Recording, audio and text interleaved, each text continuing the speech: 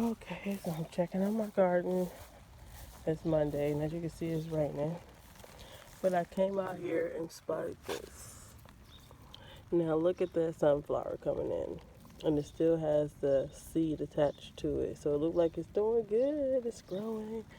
And there go another sunflower coming up. A little tiny one back there. And I have two right there.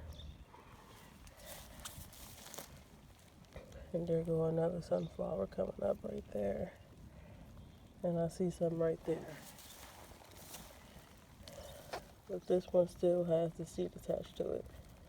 That's really, really cute. So, let's see. Okay, there goes a sunflower right there. Don't see another one.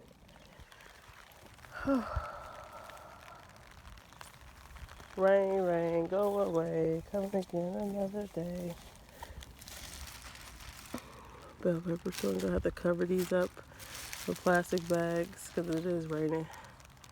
But as you can see, I left the collard greens uncovered because a little bit of rain won't hurt them. They're doing really good, growing really tall.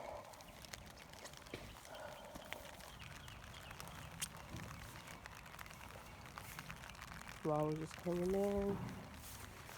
Now over here, finally some corn on the cob.